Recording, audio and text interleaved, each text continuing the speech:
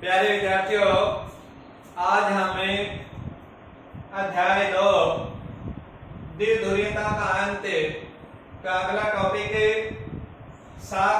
Shock therapy का अर्थ एवं सिद्धांत तथा शॉक थेरेपी के परिणाम पढ़ेंगे। सबसे पहले हम शॉक थेरेपी का अर्थ एवं सिद्धांत पढ़ते हैं। पहले मैं आपको स्पष्ट करूंगा कि शॉक थेरेपी होती क्या है। जैसा कि आपको बताया गया है, 25 दिसंबर 1991 को सोवियत संघ का विघटन हुआ और सोवियत संघ 15 स्वतंत्र गणराज्यों में विभाजित हो गया और इन गणराज्यों में पहले साम्यवादी व्यवस्था थी और विघटन के बाद इन गणराज्यों में पूंजीवादी व्यवस्था को अपनाया गया, अर्थात साम्यवादी व्यवस्था से इन गणराज्यों को पूंजीवादी व्यवस्था में बदला गया। तो इस परिवर्तन के लिए इन देशों की व्यवस्थाओं में काफी आमूलचूल परिवर्तन करने पड़े और इन आमूलचूल परिवर्तनों को शॉक थेरेपी के माध्यम से किया गया। शॉक थेरेपी का अर्थ होता है सदमा या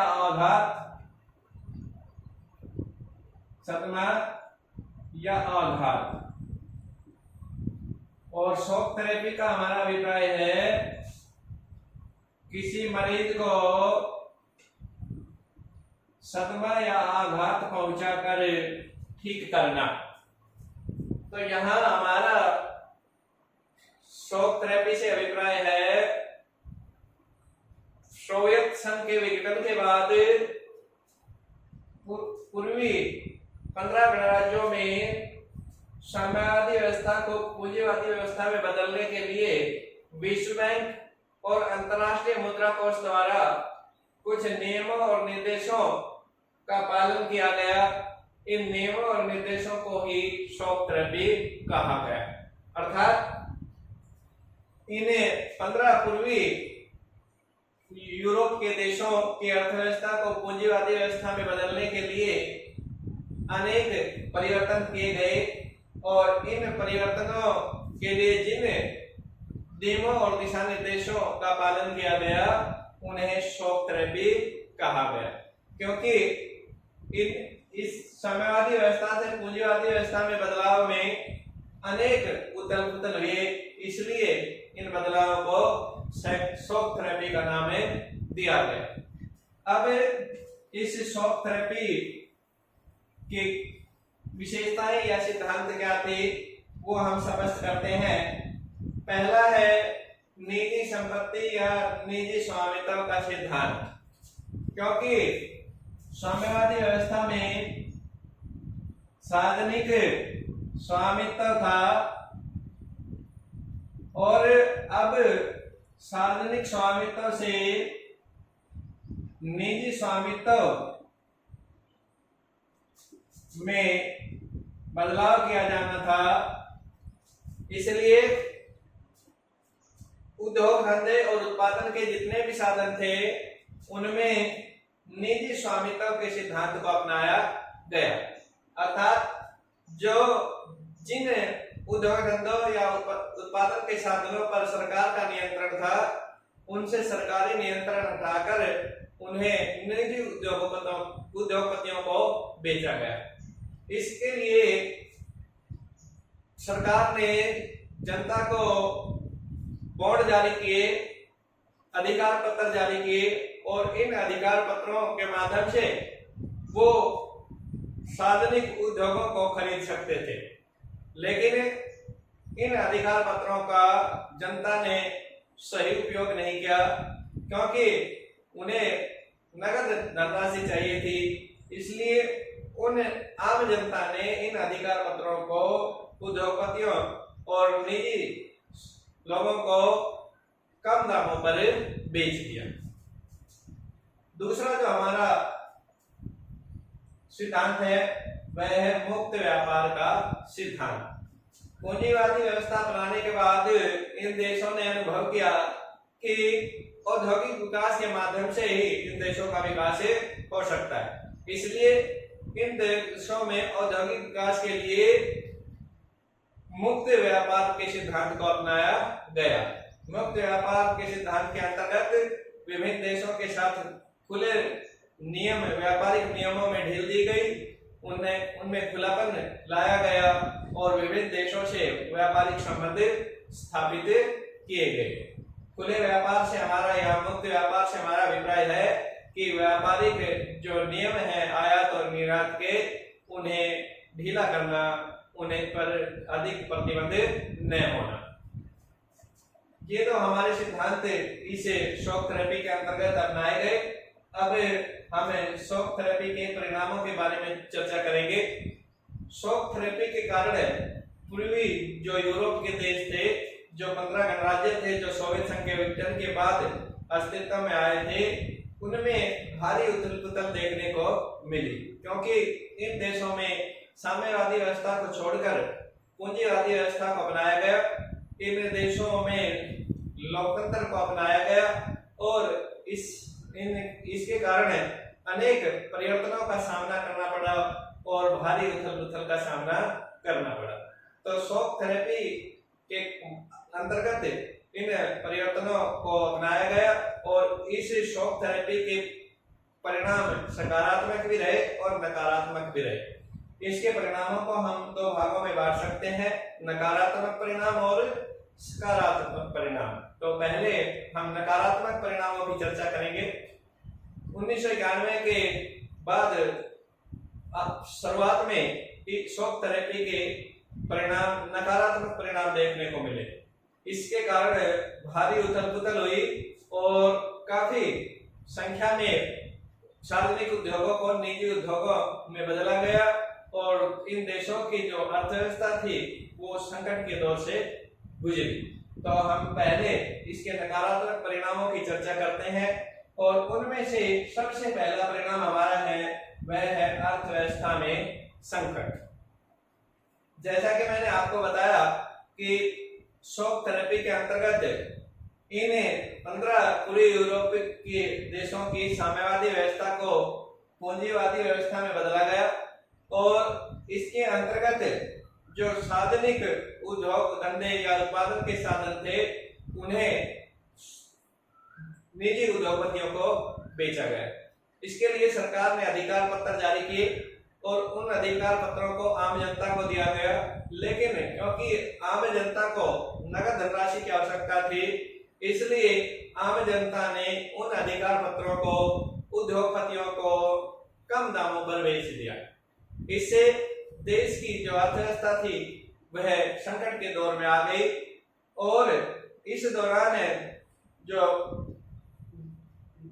पूंजीवादी अर्थव्यवस्था को अपनाया गया उसमें निजी उद्योगों को लगाया गया और निजी उद्योगपतियों को पहले यह निजी उद्योगों को चलाने का अनुभव नहीं था, इसलिए जो निजी उद्योग थे वे सब मंदी के दौर से गुजरे और एक अर्थव्यवस्था संकट का सामना करना पड़ा इन देशों को। दूसरा जो हमारा पॉइंट है वो है रूसी रूबल के मूल्य में गिरावट।